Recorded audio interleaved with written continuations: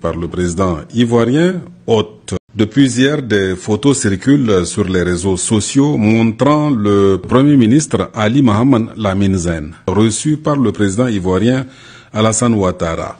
Normal jusqu'ici, juste que des commentaires infondés tentent d'expliquer qu'il s'agirait d'une rencontre dont l'objet serait pour le Niger de solliciter l'appui de la Côte d'Ivoire dans les négociations avec le FMI. D'autres internautes, pour leur part, font état de ce que le Premier ministre du Niger rend visite à un valet de la France. De tout cela, bien évidemment, il n'en est rien, car ceux qui suivent l'actualité savent que Abidjan abrite en ce moment les assemblées générales de la Banque africaine de développement BAD en vue de l'élection d'un nouveau président pour cette institution bancaire panafricaine.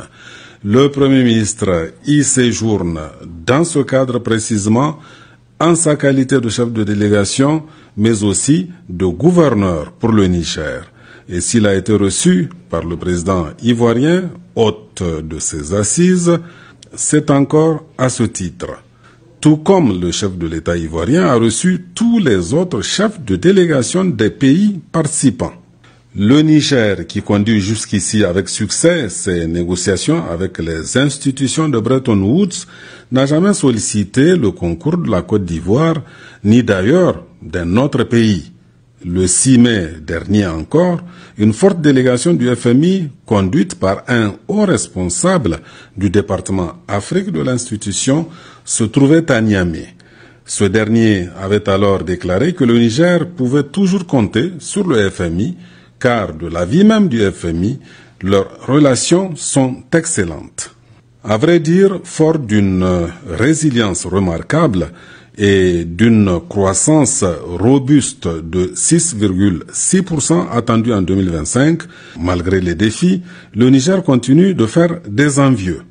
En effet, s'étant plutôt bien sorti d'affaires, même au plus fort des sanctions iniques de la CEDEAO, le Niger, sous la haute conduite du CNSP et de son président, le général d'armée Abdraman Tchani, poursuit sereinement sa marche vers sa souveraineté et son indépendance, aux grandes dames de ceux qui, pour des raisons évidentes, continuent encore de prêcher dans le désert, dans l'espoir hypothétique de lendemains meilleurs, mais qui sont à l'image des serpents de mer.